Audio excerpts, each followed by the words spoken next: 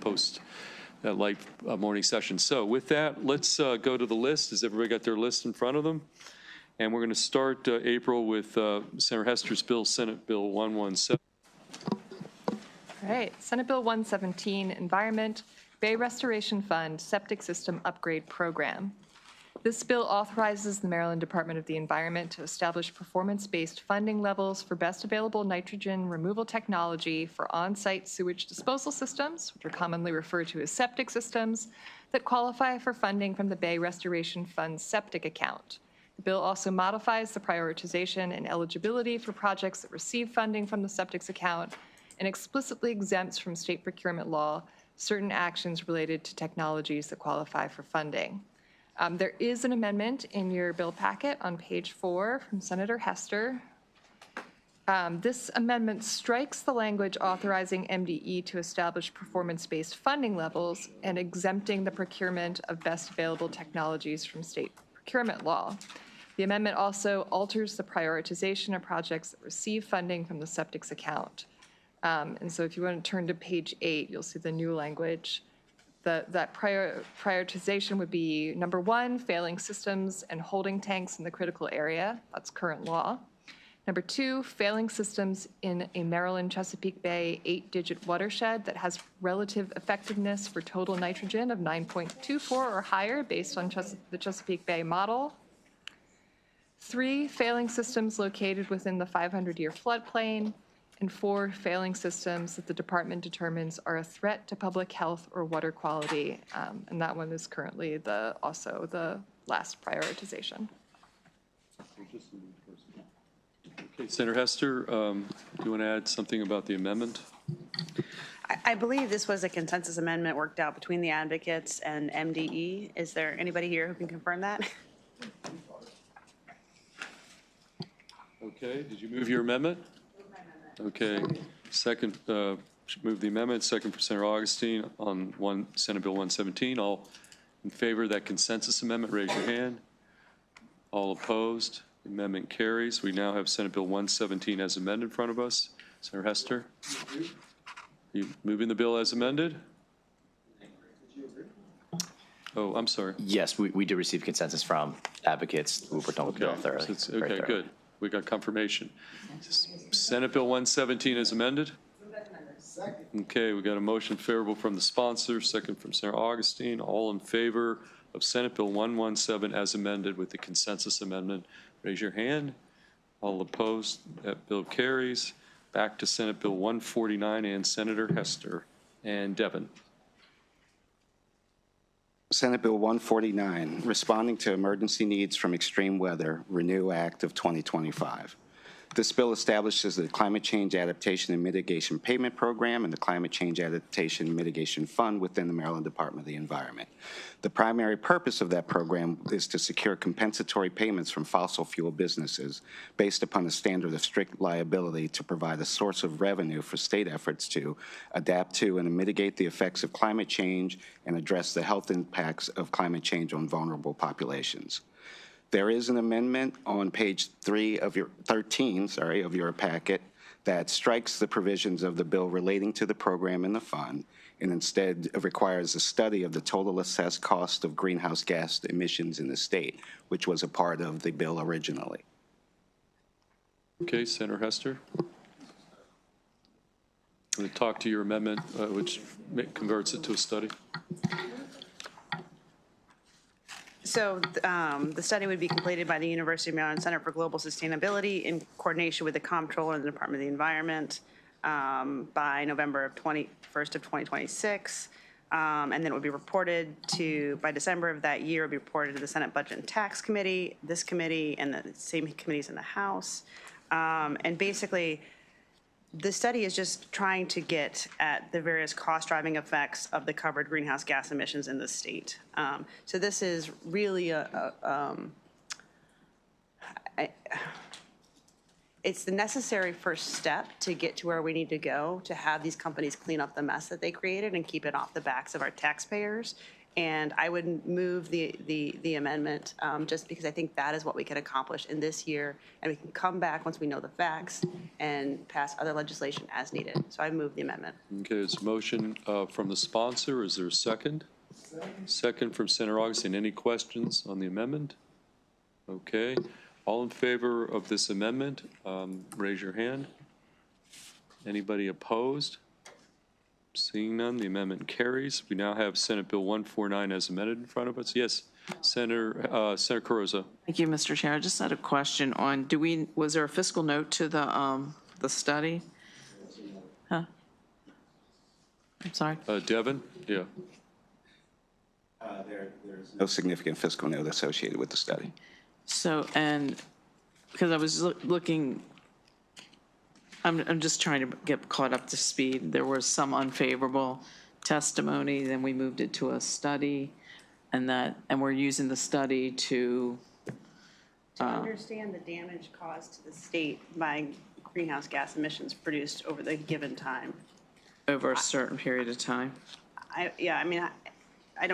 haven't gone back and asked everybody, but I think that this is a study and like it would remove most of the opposition.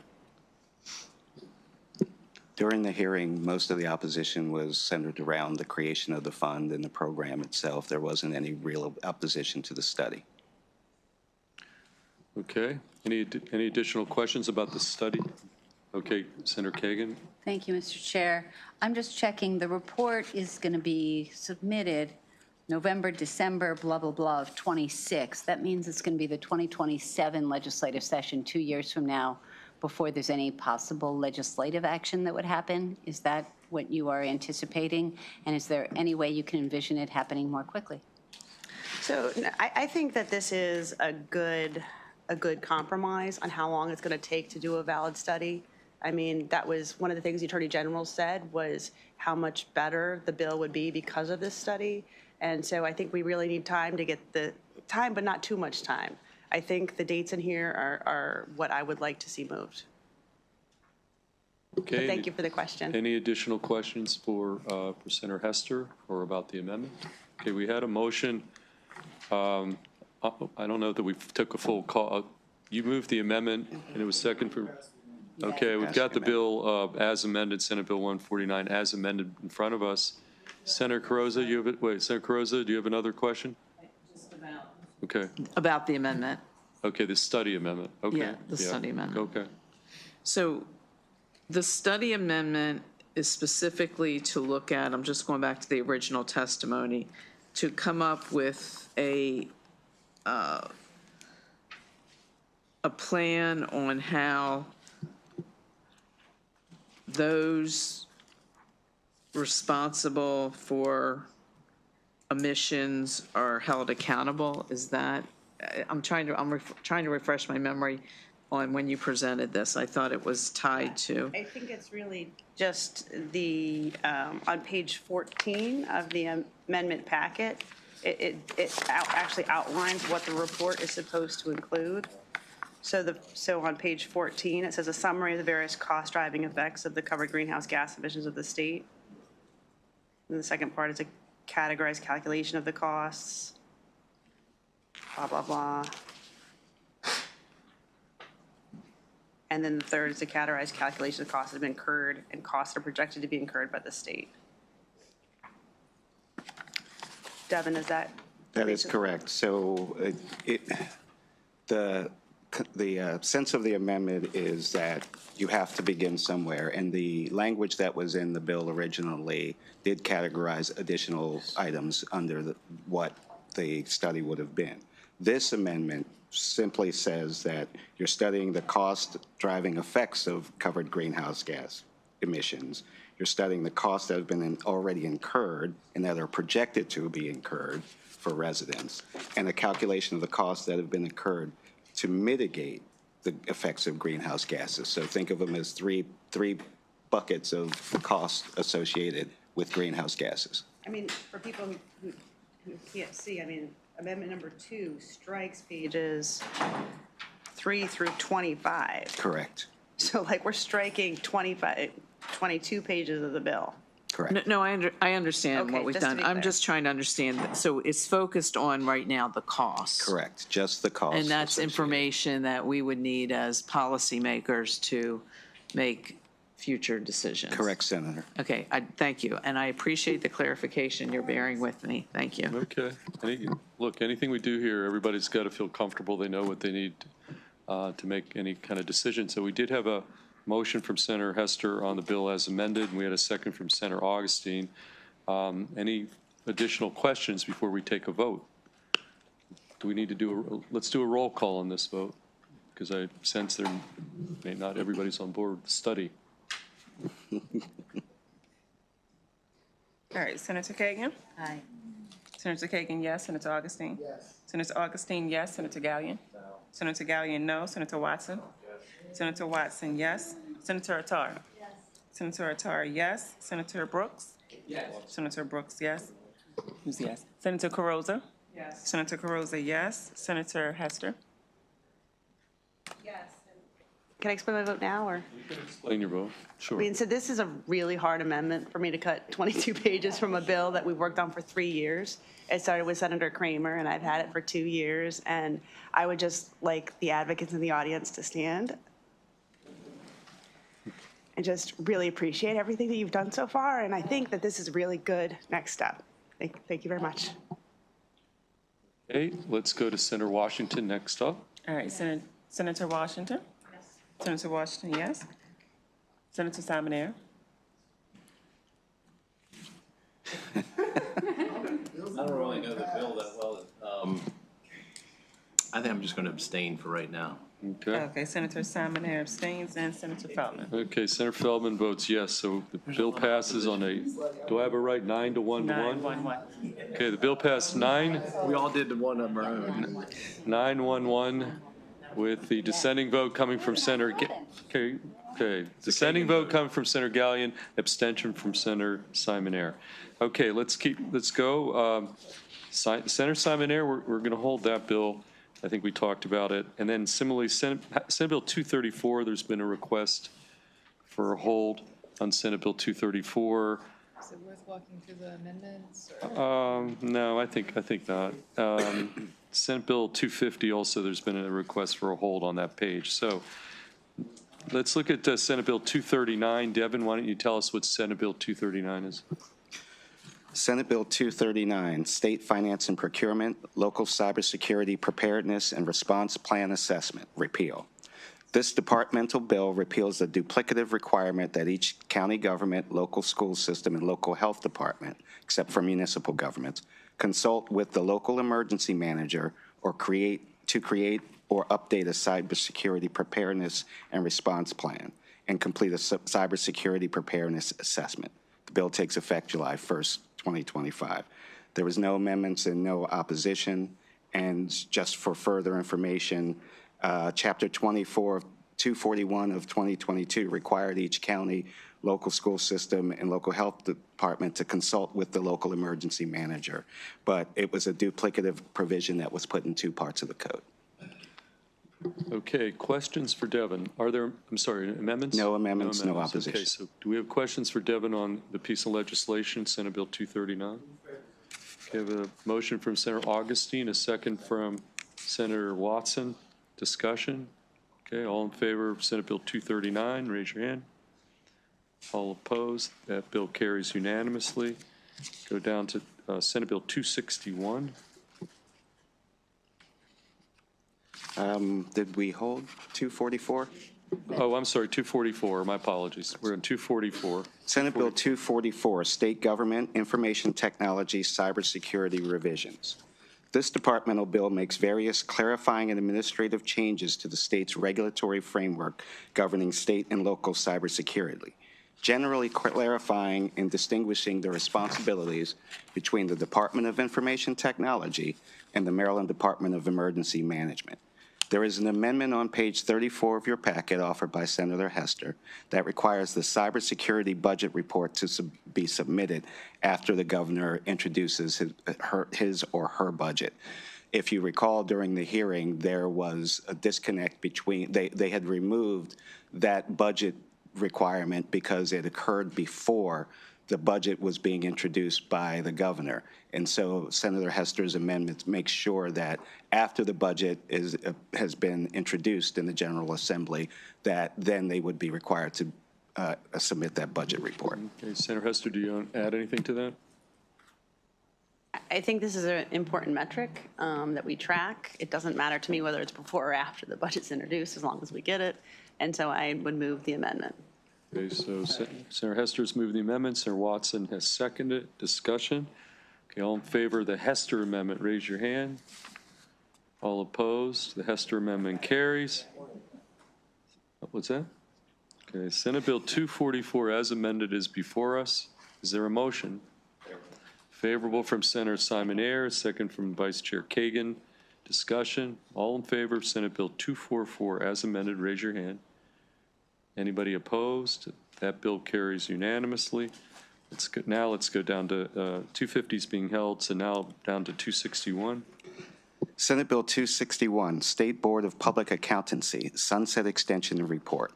This departmental bill extends the termination date for the State Board of Public Accountancy within the Maryland Department of Labor by 5 years to July 1, 2030.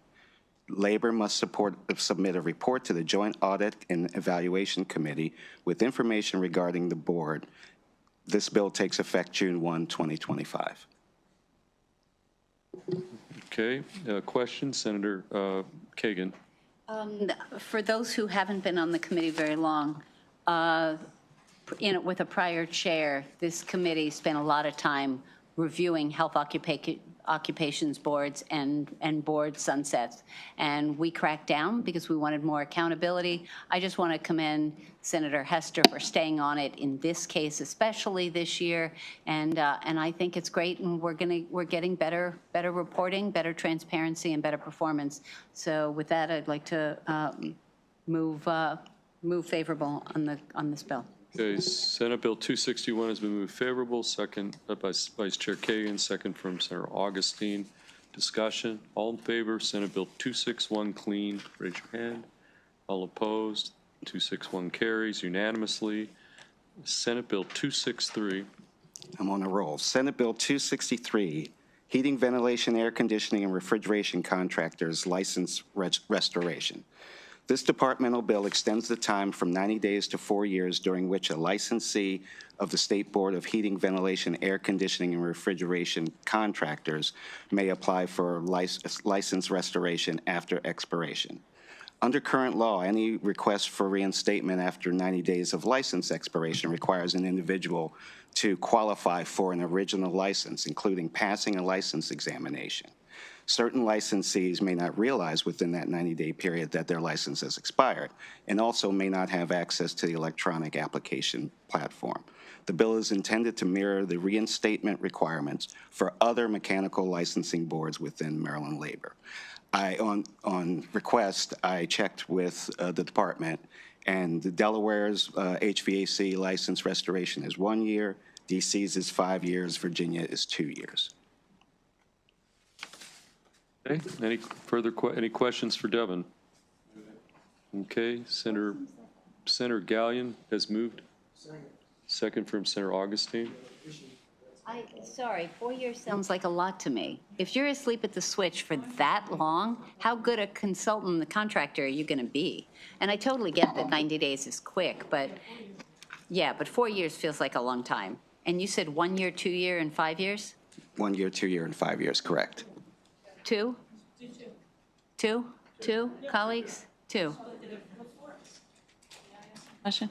Before we arbitrarily change it, do we know if what the number was based on? Because with this industry, something like this is really important with some workforce shortages. So I just want to make sure that there might have been what the rationale was for the 4. Thank you, Senator. So the electrical license contractors has a 4-year renewal process, and plumbing also has 4 years. So HVAC is brought to be in par with electrical and plumbing. Okay, so maybe the 4 years has there's a rationale for it. It's not just winging it, unique. Okay, Senator Washington? I just have a question. So yes. were those other licenses ever 90 days before? Not to my knowledge. Right, so I'm just sort of, if they've always been, I mean, I don't think we can just deduce, just say, okay, these are all 4, and so this should be 4. I mean, going from 90 days to... Should we hold it and Okay, find, get here, data? hey, guys, That's huge. I'm going to identify myself with Senator Carosa's point. These are important. I don't want to wing it, okay? I So don't either. you gave us the 4-year rationale. Sure. Folks can also look at the Department of Labor's testimony where they talk about the rationale. We can not talk about it now, but it is, Yeah. it is in here. So so look at the testimony, and when we reconvene, we can discuss this 4-year, if the rationale is solid. Again, I don't think we should be winging anything on the, timelines and stuff. Okay. So let's next go to Senate Bill 267. Stacy? Senate Bill 267, Election Law, Petitions for the Formation of a New Political Party Process. This departmental bill expands the time period prior to presidential and gubernatorial general elections during which a petition to form a new political party or any additional signatures to such a petition may not be filed. The bill expands the time period by moving the beginning of the period from the first Monday in August, before the general election, to the first Monday in July. The bill also prohibits signatures submitted with a petition to form a new political party that is officially determined to have failed to meet the state law requirements from being resubmitted with a subsequent petition. There are no amendments. Questions for Stacy? Second. Okay, we have a motion from the Vice Chair, favorable, second from Senator Augustine. Discussion, questions? All in favor of Senate Bill, lost my track, Senate Bill 267, raise your hand. All opposed, 267 carries unanimously. Let's next go to Senate Bill 269 from Senator Jackson, Michael Jackson, and Stacy. Senate Bill 269, Maryland Community College Promise Scholarship Program revisions. This bill allows part-time associate's degree students to receive the Maryland Community College Promise Scholarship Awards for up to 6 years while maintaining the 3-year maximum for full-time associate degree students and other eligible recipients. It also clarifies that students pursuing licensure, certification, or participating in a registered apprenticeship program may receive the award for up to 3 years. There are no amendments, and there was no opposition at the hearing. Favorable motion from Senator Watson. Second from Senator Augustine. Discussion? Okay, all in favor of Senate Bill 269 clean, raise your hand. All opposed? 269 carries unanimously. Before we go any further, we do have 2 withdrawals on page 3, one from Senator Gallion, Senate Bill 780, and Senate Bill 795 from Senator Mouts. Do I hear a motion unfavorable on the 2 withdrawals? Okay, second from Senator Augustine. All in favor of the unfavorable withdrawals, 780 and 794, raise your hand. All opposed? Those bills are withdrawn. Let's now go back to the top of page 2, Senate Bill 275 from Senator Simon. Senate Bill 275, Modernization of Military Laws Act. This bill generally establishes uniform definitions related to the military in the election law, general provisions, public utilities, and state government articles of the Maryland Code, primarily by reference to some definitions in the U.S. Code. While numerous alterations within the bill are stylistic or technical, there are some substantive changes. Notably, the bill expands eligibility for burial at a state veterans cemetery and the use of mail to file for candidacy in an election, and expands access to certain housing and employment privileges and protections. There are 2 sets of amendments. The first set of amendments they are offered by Senator Simonaire. The first set of amendments beginning on page 36 of your packet includes provisions in the departmental bill SB 237, the Burial Equity Act, which allows members of the National Guard and Reserves to be buried at a state veterans cemetery. The second set of amendments beginning on page 41 of your packet restores the honorable discharge qualifications in several articles of the code, restores benefits to the public health services in NOAA, and makes further clarifications and reversions back to existing law. Yes. Who had a question? So Yep, Senator Watson. with these amendments, NOAA and PHS are back in here? Correct. Okay. Okay, Senator Augustine. I'm sorry, Is this the one with the dishonorable discharge one?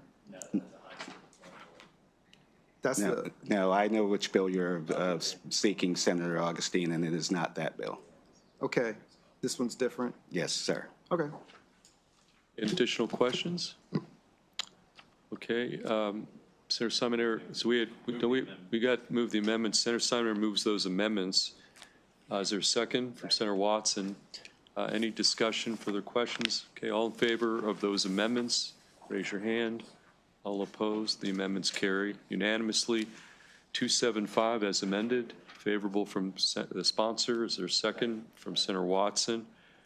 All in favor of Senate Bill 275 as amended, raise your hand. All opposed, that bill carries unanimously. Let's next go to Stacy with Senate Bill 276. Senate Bill 276, Educational Equality for Service Members Act. This bill generally establishes uniform definitions related to the military in the education general provisions and state government articles of the Maryland Code, primarily by reference to definitions in the U.S. Code. It expands specified benefits formerly reserved for active duty members of the military to include members of the uniformed services, thereby extending benefits regarding informal kinship care, enrollment in public schools, expedited teacher credentialing, experiential credit toward a license or certificate for providing emergency medical services, non-resident tuition exemption at public institutions of higher education in the state, and eligibility for the Edward T. and Mary A. Conroy Memorial Scholarship Program. There are two amendments in your packet offered by Senator Simonaire. The first on page 43 with a short reprint on page 44 conforms terminology to existing practice in educator credentialing by substituting the term license and licensing for the former certificate and certification, and it updates a subtitle name. Just to clarify, the State Board of Education passed regulations a year or two ago that changed credentialing for teachers and other educator professionals to licensing the certificate that's in statute. So DLS has made a decision where to update that so there's not confusion when people start reading the code and it says certificate and certification, where now teachers are given licenses and they're licensed. So that would make that conforming change. The second amendment, also offered by Senator Simonaire, is on page 46 with a small reprint on page 47, and this makes additional conforming changes to terminology. Okay, questions for Stacy on those amendments? Okay, does anybody want to move the amendments? Senator Simonaire moves the amendment, second from Senator Augustine. Discussion. All in favor of those amendments as described by Stacy, raise your hand. All opposed, the amendments carry. Senate Bill 276 as amended, favorable from the sponsor. Is there a second? Second from Senator Carrozza. Discussion, questions? All in favor of Senate Bill 276 as amended, raise your hand. All opposed, that bill carries unanimously.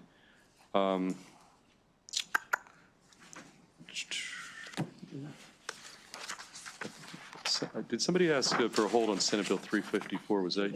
Yeah, okay. Just because there's like 4 different bills on this topic, and so the senators that have it, we're seeing if we can get them all into one bill. Okay, we're going to hold that one on that for that reason. Let's go to Senate Bill 399 and April.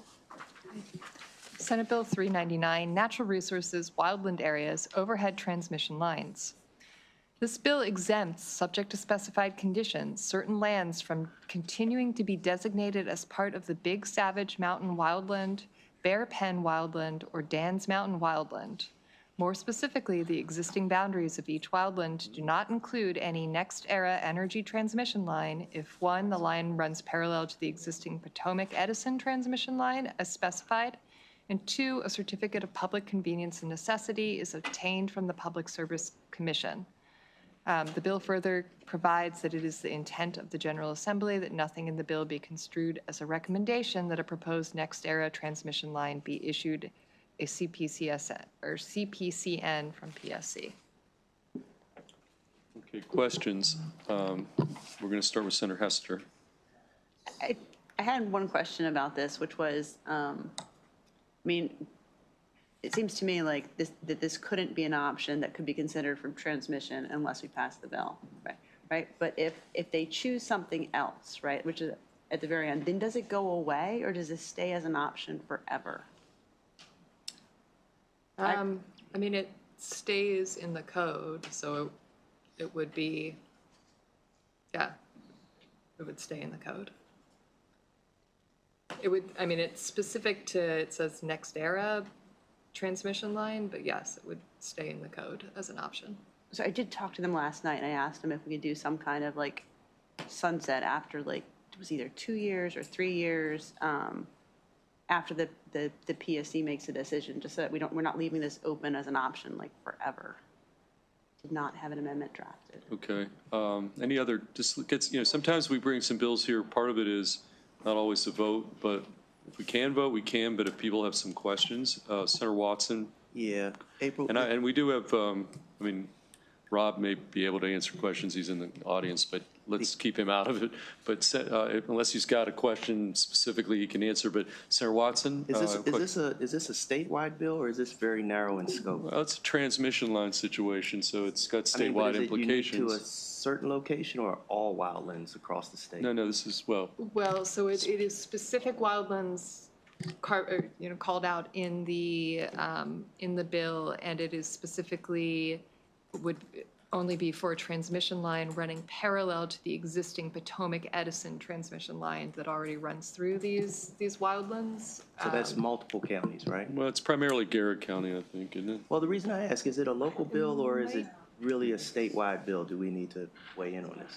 No, it's not. I don't think this can be a local bill. It's not a local bill because it's, I mean, these are state designated, these are state wildlands. So there's a state interest in, I mean, generally, no development. State wildlands, this is a step beyond, state parks. This is the highest level of protection. So any sort of change really needs to be examined by the entire general assembly. I think the intent is, back to Senator Hester's point, is there already is existing right-of-way, and it's trying to have an option that's as close to not getting into, the whole Piedmont thing, keeping away from populations, and so it's tracking the existing right-of-ways that's already infrastructure that's there. And so I think for the project to go forward, they want at least the option as they explore multiple, at the end of the day, this still has to go through the PSC for approval, but I think it seems like they don't want to go down that road too far.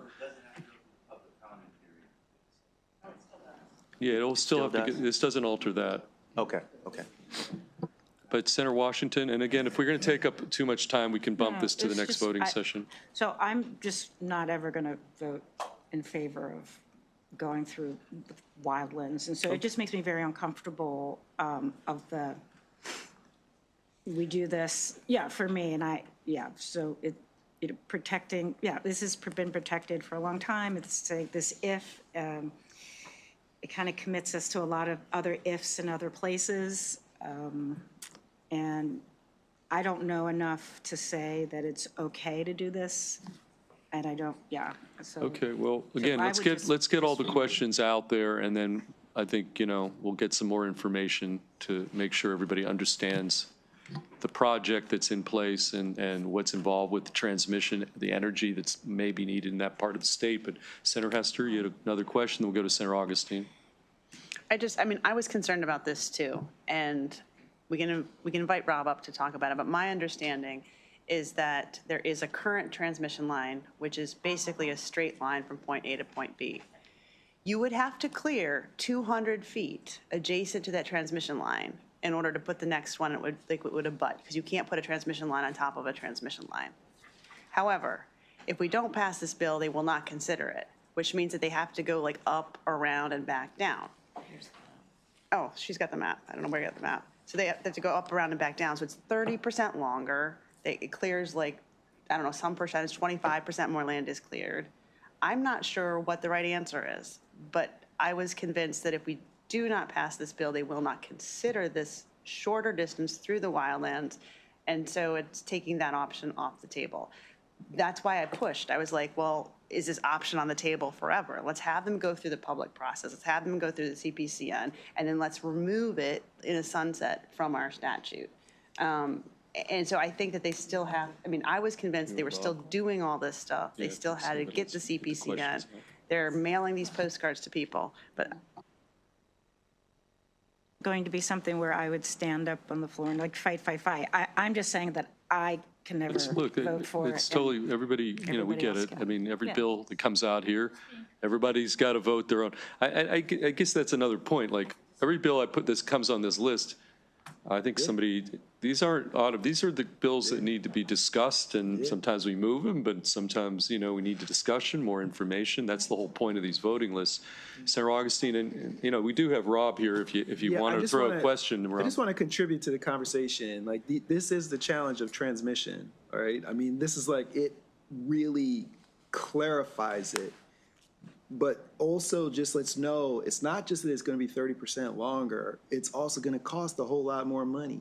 And that's going to be socialized into the ratepayers when you do that. I mean, we just have to consider that as another part of this whole conversation as we're doing this with these transmission lines across the state, which is the balance between the environmental impact, which is serious and it's real, but then we also are struggling with regard to the overall cost of our infrastructure. And so that, I think, just needs to be a part of this discussion. Right. I mean, so again, we are a net importer. The only way you get energy here is, but I hear you, Senator Washington. It's legit, and we're going to go to Vice Chair Kagan. Let's get all the issues. We're probably going to end up maybe holding the bill, but let's get all the issues and questions, and if Rob can answer some. I think then when we come back, then we'll have a little more ability to just take a vote one way or the other, so. My suggestion, Mr. Chairman, was that we hold the bill because while we do have a proponent here in the room, there are an awful lot of opponents. And so I think getting responses from some of the factual question from proponent and an opponent next time would make sense. Okay, well, we'll take that under advisement too, because, these are folks, a lot of it's sort of locals in Garrett County. I'm not quite sure we need to ship them down here, but. No. Okay. Okay, we're going to have to hold it because I think it seems like there's some questions. We may vote again even as soon as tomorrow after floor, but if you have some questions, let's get them all answered. So why don't we just move on from that point? On 399, let's go to Senator Waldstreicher's Bill 436. Back to you, Devin. Senate Bill 436, Maryland Department of Labor, Study on Building Code Requirements for Single Staircase Buildings. This bill requires the Maryland Department of Labor to conduct a study on building code requirements for single staircase buildings in the state and other states, and make recommendations regarding potential legislative or regulatory changes to authorize the construction of single staircase buildings up to 6 stories above grade plane in the state for the purpose of increasing the affordable housing supply. By December 1, 2025, Labor must report its findings and recommendations to the Governor, the General Assembly, and the standing committees of the General Assembly. The bill takes effect July 1, 2025. There are amendments on page 47 of your packet offered by the sponsor. The amendments add the state fire marshal to the study and extend the study period till December 1, 2026. I will point out for the committee's information that California, Minnesota, New York, Oregon, Virginia, and Washington are all studying the same thing that this bill would require. Connecticut, New York City, Seattle, and Honolulu already have it in law. I think it'd be fair. I think there's an affordable housing angle to this that if you're going to build it, I apologize. Okay, Senator Carrozza. So just to clarify, at this point, it's a study. Correct. It's not moving forward with that policy change. And I'm thinking that's where the opposition from the Maryland State Firefighters Association, but this is a study. This is a study, correct. Okay, anybody? Yes. Yeah, it's like, so it clears the firefighters off. of their concerns. And that was one of the points of Senator Waldstreicher's amendment to add the state fire marshal to the bill, to the study, so that the fire In marshal addition would be- to in that, in yes. addition to changing it to the study, Correct. adding the fire marshal. It was always a study. It was always a study. It was never anything more than a study. So then, But they just pushed it back a year. We have an acting state fire marshal, for whatever that's worth. confused. The guy who was in hospital. Okay, back to the bill, the study bill. Move the first, We have amendments. Is anybody moving the moving amendments? the amendment from 25 to 26, page 47. Okay, Senator Washington's going to move the amendments. Second from the vice chair. You have a question? Yeah. If it was a study, and it's still a study, the firefighters are saying that that wouldn't change their position then, would it? So the opposition with the Maryland State Firefighters and the Fire EMS Coalition is a fear that even the fear is that the study will conclude that it's okay to do, and it will make buildings less safe. Okay, well, I mean, okay, but I mean, that's the point of a study. I don't know. But it seems a little weak, but that's my opinion. Yeah. Just to be clear, did the firemen, fire people? Fighters. Firefighters, not firemen. Did they change their position? I do not believe they have changed their position. Okay. It's been moved. Okay, what's the will of the body here? Do you want to get clarity from the firefighters that even though it's only it was a study, so I'm not sure. Still though, the underlying issue is like the 4 floors to the 6 floors, right? Correct. And so it just doesn't change it, and they're still gonna say their ladders only go 4 floors, they don't go 6. I mean, isn't that, That's my understanding, Senator. and so unless they get new ladders, I just, Okay, I mean, what's unique about? I mean, here all these other states. I remember the testimony. Like, this is the norm. It's more egress. All over Europe. I'm just trying to understand what the technology for our firefighters does not go above 4. I don't understand. Well, yeah, Jason. I mean, I'm a little confused as to why that would be a. I would think that their issue is with egress. So you're limiting, instead of having 2 options to get down, you have 1. So just think, think of 9/11, if there would have been 1 less staircase, obviously that's a much bigger building, but it's. But back to this apples issue. and oranges. But Okay.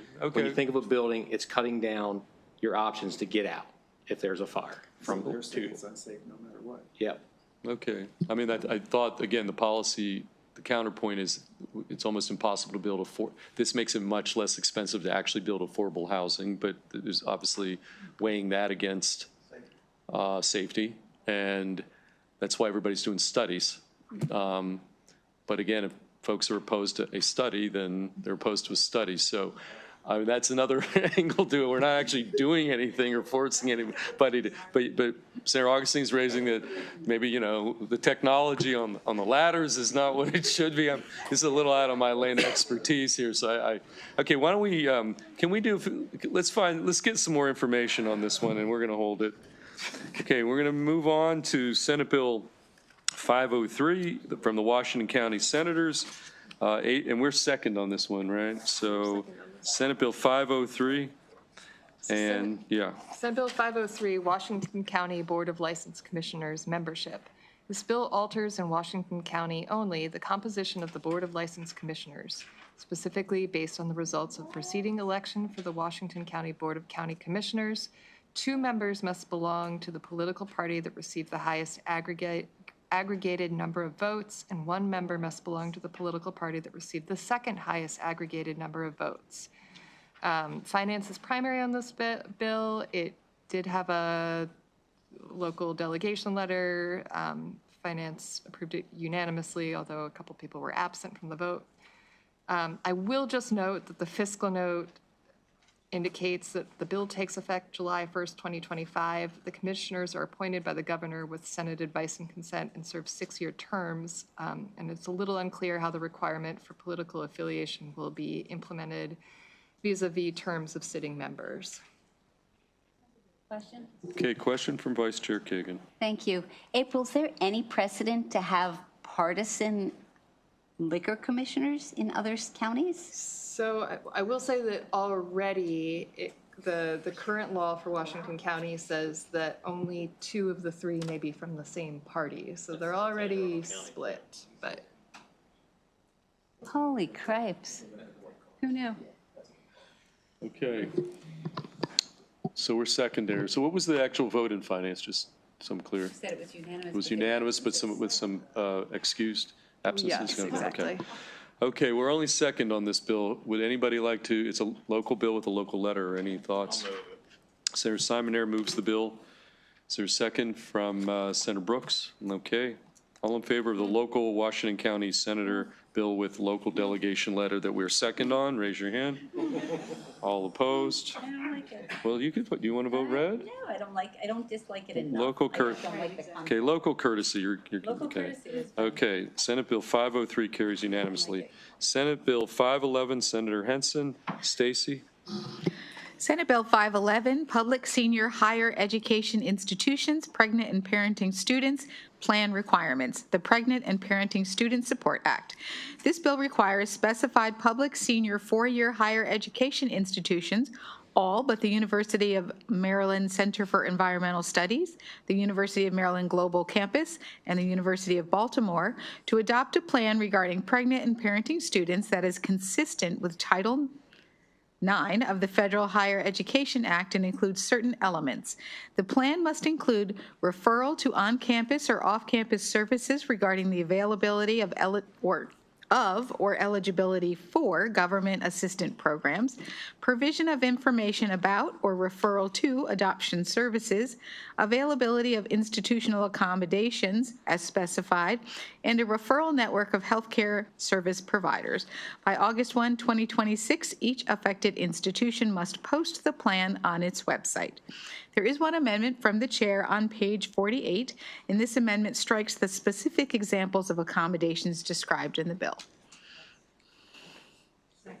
Okay, yes, question before we do anything. Question from Senator Kagan. I do have a question. I'm curious about why UMCs and UB, I'm looking in the testimony and it doesn't seem to that UMCs, UMGC, and UB did not submit testimony asking to be omitted. This is consistent and aligns it with the legislation that was passed by the chair, is it last year or the year before, regarding other reproductive health services. A lot of those campuses have issues with, they don't have student health services on their campuses.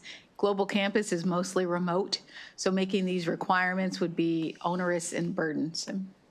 And UB doesn't have any health center? I don't think it does. We had that discussion on the bill. Yeah, it's not like residential camp. Okay, well, that's a separate bill. Okay. Let's not conflate everything. Fine. Okay, we have a motion and a second on the amendment. Okay, all in favor of the amendment, raise your hand.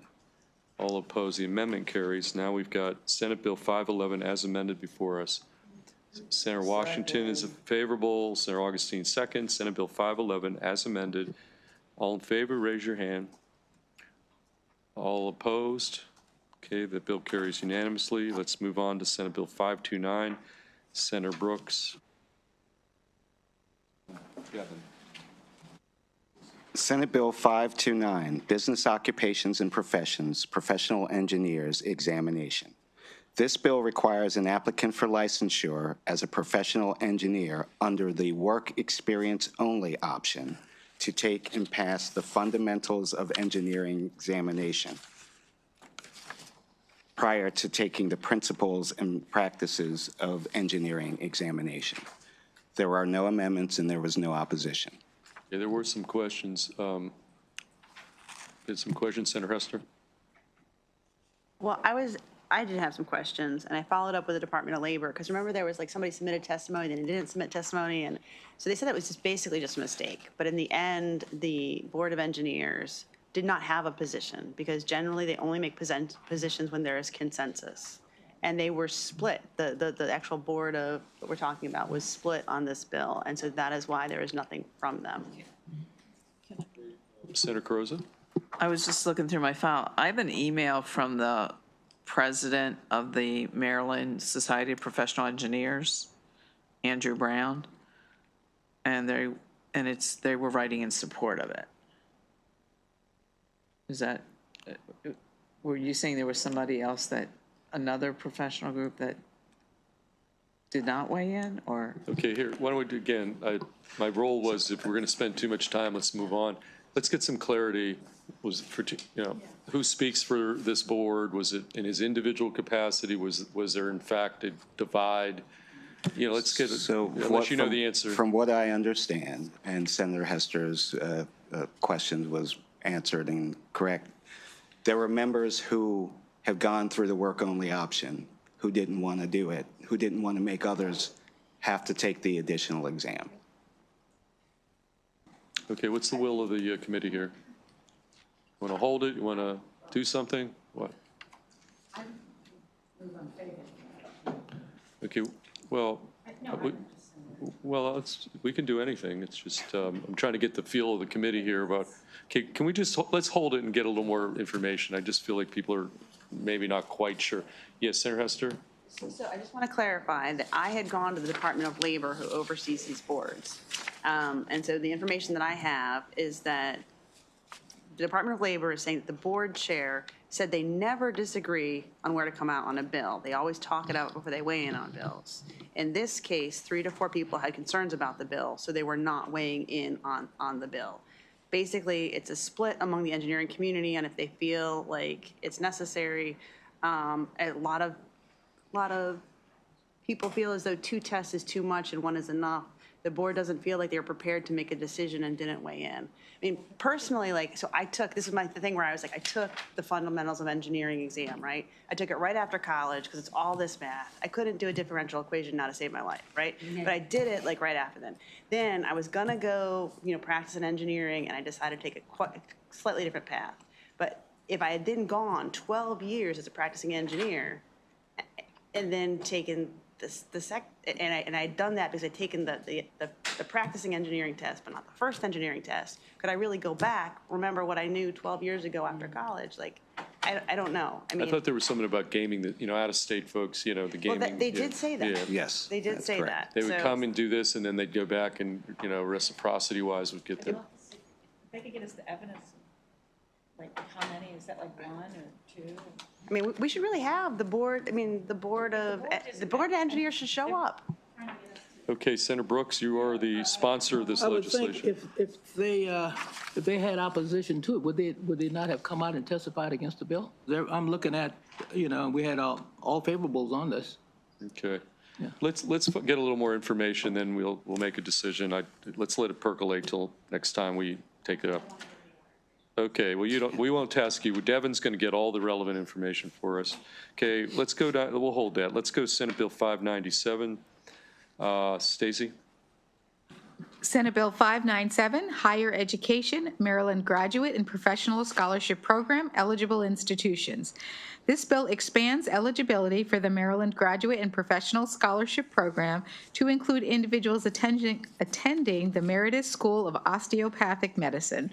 There were no amendments, and there was no opposition at the hearing. Favorable from Senator Augustine, second from Vice Chair Kagan. Senate Bill 597, clean. All in favor? Raise your hand. All opposed? 597 carries unanimously. We're going to next go back to you, Stacy. Senate Bill 601. Senate Bill 601, Education, Dependent Children of Service Members, Advance Enrollment Procedures.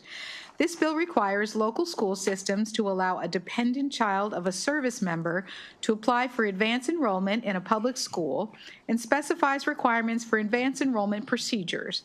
The Secretary of Veterans and Military Families, in consultation with specified entities, must publish and maintain information on 1, advance enrollment procedures, and 2, any assistance and services available to service members regarding advanced enrollment. There is one amendment on page 49 of your packet from Senator Brooks, and this amendment conforms the terminology to the updated versions in Senator Simonero's Veterans Package of Bills.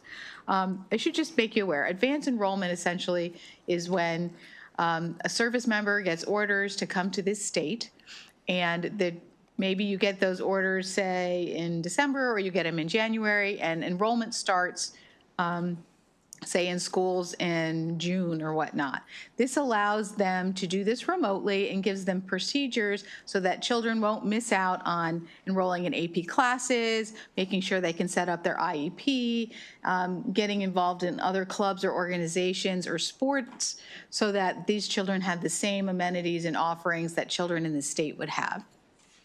Okay, Senator Augustine Senator Austin has a question. There was an amendment or an ask from PZAM. Was that addressed at all? No? I don't. They talked about they qualify for language so that they could still determine where the children went to school. I guess they to maintain that authority. Sorry, I missed. No? Well, I didn't receive an amendment from PZAM or from any member saying they wanted to put that in there. So. I see. Okay. Well, it's late. Want to hold it? Yeah. Okay, let's check out this PZAM, I just have potential amendment, okay? Let's go to Senate Bill 602. Senator Brooks, Stacy, again. Senate Bill 602, County Boards of Education, Special Education Service Delivery Models, Publication Requirement. This bill requires each local board of education to develop and publish on its website a list of all special education service delivery models provided to parentally placed private school students within the jurisdiction of the local school system. Parentally placed private school student means a child with a disability enrolled by the parent or guardian of the child in a private elementary or secondary school or facility, including a religious school or facility, in accordance with the relevant federal statute.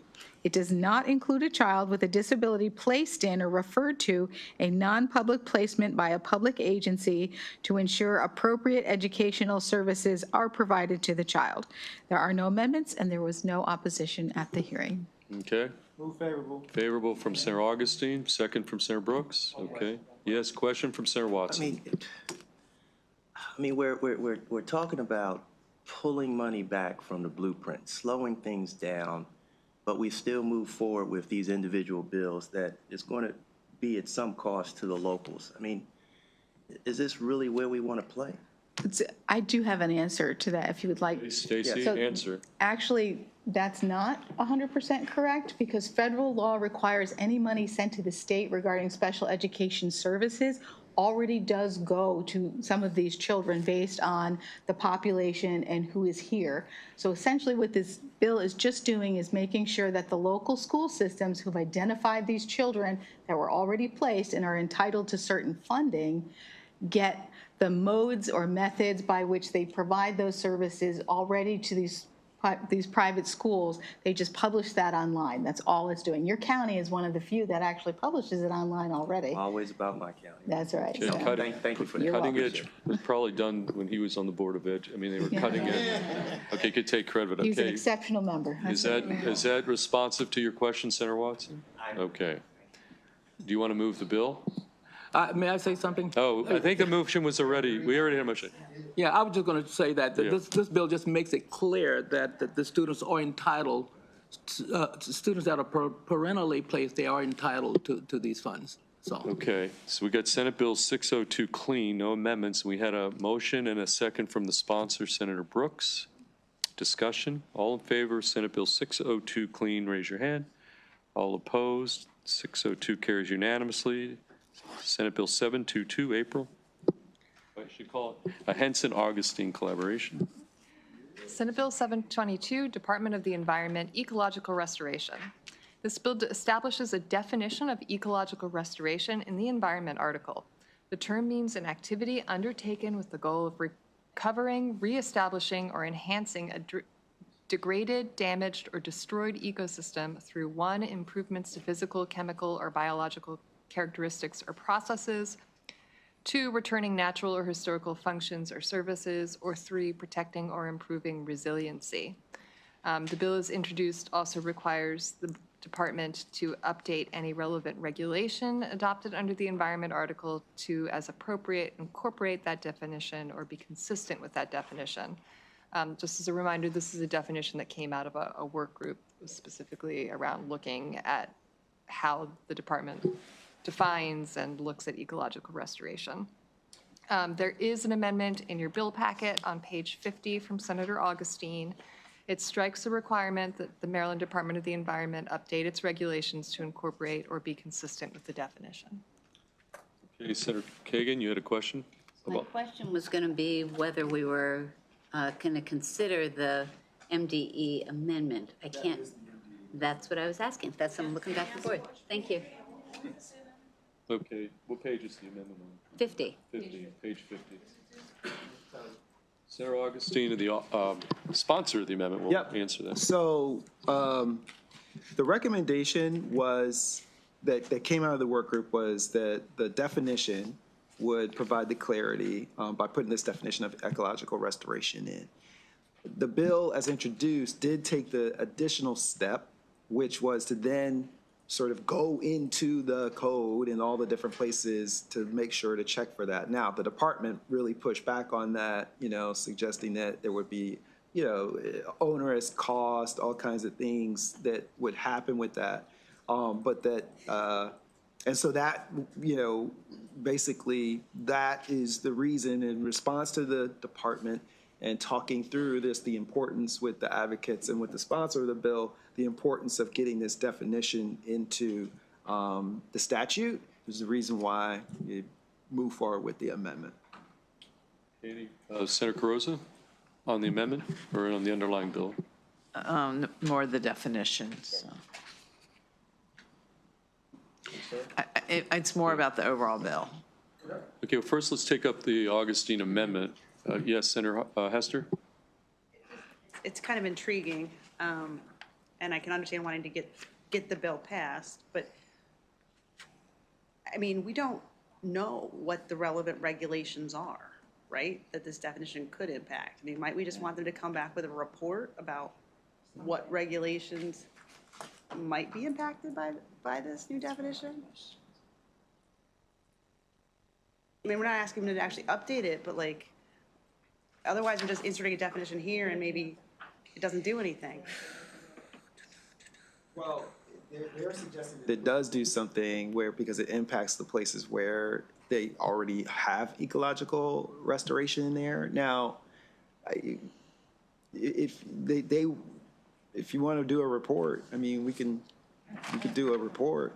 But that was a part of what they were saying was the cost. The cost was going through and doing the searching and the research and everything else. So what does the bill do then? The bill establishes, as was the recommendation, that in fact was the recommendation of the work group, that there was some ambiguity on what ecological restoration meant. So it's already in there in places. This would provide clarity where it is to what the definition of ecological restoration as we want it to be for our state. That's what it would be. So, I mean, it's your bill, but it sounds to me like now we are updating the statute, but we're ignoring the regulations, so it doesn't really accomplish anything. Well, the statute always sort of provides the framework for the regulation. I mean, we don't do the regulation, right? I mean, we establish the framework that then they go to, and they manage the regulation. I mean, that's their charge. But they're telling us they're not going to go back and look at the regulation. No, they're saying don't tell us to go through all of it when we're not doing anything with it, because they said it was onerous and, it was going to be costly. Okay. Senator Washington, you want to weigh in here? So there are places already in our code and regulation that uses the word Ecological restoration. And that there was some ambiguity, and so that this. Well, this is why I added headwaters and things, because it doesn't, if it's not, you have to give a meaning to it in order to be able to do something with it. And dealing with this agency, I get what is being said, but I think it's okay to just pass the definition will do something. It does. And at least allow for Exactly. a next step. Yes, I Correct. get it. Thank you. Okay, Senator Carrozza, you have one final question? Yeah, I was going back to the one pager that was put out on this, and I guess my question is, does the definition then expand what is covered in a permitting process? Like how, I'm trying to link with the definition, how does that impact then a permitting process?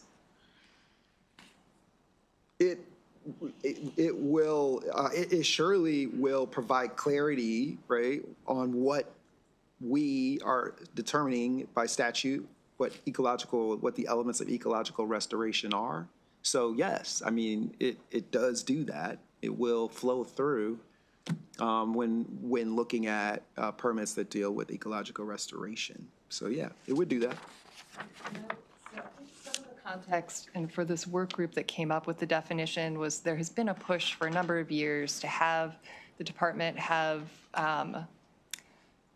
different permitting approaches for construction that is, for the purpose of building a shopping center versus, the same permit application for the purpose of ecological restoration. And one of the things that has always gotten in the way of that is this inability to sort of come to an agreement over what ecological restoration actually means. So I'm not sure that there are a lot of specific areas right now where this will have an immediate impact, but it will provide a framework going forward if they were to move forward with some sort of special permitting for ecological restoration activities. Okay, here's what I would suggest. We had a motion on the amendment. As I said earlier. Yeah, vote no. No, people can vote no, right? I mean, like, that's so. Is there a second from somebody? Senator Washington. Okay, any additional questions, discussion? All in favor of the Augustine amendment, raise your hand. All opposed, the amendment carries. We do have the 722 as amended motion, second. Do we need a roll call on this one? Okay, let's do a roll. Senate Bill, whoops. Senate Bill 722. Yeah, you could explain your vote. Senate Bill 722 as amended, favorable motion on the table. Lemoria, roll call. Senator Kagan, sorry. Aye. Senator Kagan, yes. Senator Augustine? Yes. Senator Augustine, yes. Senator Gallion? Yes. Senator Gallion, yes. Senator Watson? Yes. Senator Watson, yes. Senator Attar? Yes. Senator Attar, yes. Senator Brooks? Yes. Senator Brooks, yes. Senator Carrozza? I vote, I just want to understand that what the definition, how it would apply to the permitting process, and if that was I was just trying to avoid any surprises at the local level. All right, Senator Hester, yes. I'm sorry, Senator Carrozza, no. Senator Hester, yes. Senator Washington? Yes. Senator Washington, yes. Senator Simonaire? Senator Simonaire, yes. Senator Feldman? Yes, bill carries 10-1. Okay, let's go to the final page. We have two more bills, and then we're going to be done. Senate Bill 887, Stacy, from Senator King. Senate Bill 887, County Boards of Education, Reappointment of Incumbent County Superintendent Authorization. This bill alters the timeline for reappointment of a county school superintendent. Under the bill, at any point during an incumbent school superintendent's term, a county board of education may take action at a public meeting to reappoint the incumbent superintendent to serve a new term of 4 years beginning the following July 1. This action, however, must be taken by March 1 of the year in which the contract is being renewed. The bill also removes the requirement that an incumbent superintendent notify the county board of their intent to be a candidate for reappointment. There is one amendment in your packet on page 53 from Senator King, and essentially this restores the current law that was stricken requiring a county superintendent to notify the county board by February 1 in the year their term ends that the county superintendent intends to apply for reappointment. So the bill struck the provision that the incumbent superintendent notify the board of their intent to be a candidate for reappointment by February 1. But this amendment restores that language, puts it back in the law. So does the- No. It doesn't strike the whole bill. The bill alters the timeline, the whole timeline. It says at any point during their contract, they can decide to reappoint. And as long as they do it by that, where's the date in there? But this provision, it was taken out of the law that required the county superintendent to notify them in the year their contract expires. So that's put back in there. Okay, I think fatigue's kicking in. Senator Gallion and Vice Chair Kagan. So I may have missed this hearing. So currently, the superintendent, they have to wait till the last year to get re-upped, and this will allow them to do it anytime in their, is it a 4-year term? Or? Generally a 4-year term. So normally they have to wait till the 4th year, but this makes it any time that they could be re-upped by the board. Correct.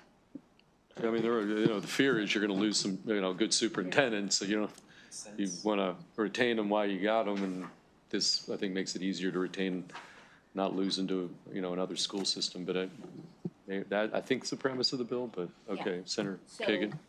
Senator Gallen, your thinking is exactly those were the questions that I was asking during the hearing, and I actually suggested to Senator King, sponsor of the bill, that there ought to be some guardrails, because what if, hypothetically, we know that folks are poaching, we've got someone we think we like, but she or he has been on for 2 months. This bill would allow them to make another 4-year commitment, 3 years and 10 months before the contract is up. I think that's premature and inappropriate. So I think there ought to be some timetable that's compressed. I think, March or February, March is late in terms of competition, and I totally get that. But I think 3.5 or 4 years or something is insane. I think that's a bad idea. So I'd like to either, so I had flagged it for Stacy that I wanted to have guardrails, but I didn't give her any guidance, and that's my fault as to what's reasonable. So I don't know if anyone else shares my concern about this, or if we want to hold it, I can talk with anyone offline, but I think something narrower would be better. Senator Simon here. You do, I'll say that there's some logic to what you just said, okay. Just a quick question. Do any superintendents have like a term limit or how many years they can go? They have a contract for a 4-year term. Right, but I'm saying that like they could only be appointed twice or something like. They can serve for 20 years. Yeah. No, I don't think It's so. unlimited. I was just wondering how that would play in if they did have. No, the statute, I think it's a 4-year term. They have 5 4-year terms is what he said. Oh, yeah, there's no, you can only, it's like, you can't have only 2 consecutive terms. There's no limitation on that. Okay, you know In what, fact, Nancy Grasmick was here for quite a long time when Why she don't we was do here. this? Because let's hold it. I actually think that this idea of 2 months in, and then yet, that does seem a little bit like you don't really even have a basis upon which to sign somebody up. I mean, that seems a little bit, does anybody else think that's? Just one quick question. Sure. Grasmick, is it county and state? So this only applies to counties. Okay. But yes, you've had superintendents that have stuck around for a while because the county liked them, so yes. Okay, let's hold it and let's maybe think about at some level guardrails. Okay, which brings us to the final bill of today. Senator Guile is Senate Bill 923, Stacey. Yes, Senate Bill 923, Public Schools, High School Sports Officiating Services Procurement Requirements. This bill requires local school systems to reject any bid or proposal that would result in different rates of pay or fees for officiating or assigning officials for similar boys and girls high school sports. It also requires local school systems to issue solicitations for similar boys and girls high school sports officiating services simultaneously. A local school system may require the bidders or offerers include both boys and girls officiating services in a response to a solicitation for officiating services. If separate solicitations are issued for boys and girls officiating services, they must have the same submission deadlines. Additionally, local school systems may require that prospective bidders or offerers partner to ensure that any bid or offer for boys sports officiating services is accompanied by bids and offers for girls sports officiating services. There are no amendments, but there was a request from Senator Hester to co-sponsor this bill. Any questions? Okay, we have a co-sponsor. Anybody else want to be on this bill as a sponsor other than Senator Hester? Senator Carrozza? Okay, we're going to take a count. We've got Senators Kagan, Augustine, Attar, Brooks, Carrozza, Hester, Washington. Wait. Favorable on the. Sponsorship amendment favorable I from Senator Augustine. have Kagan, Carrozza, Augustine, Attar, Brooks, Washington, and Hester. Okay. Okay, thank you. Okay, is there a motion on that sponsorship from Senator Augustine, second from the Vice Chair? All in favor of sponsorship amendment, raise your hand. Amendment carries unanimously. 923 as amended is before us. Favorable on the bill. Favorable, Senator Augustine, second from the Vice Chair. Okay, all in favor of Senate Bill 923 as amended, raise your hand. All opposed, that bill carries unanimously, and we are done, and we don't.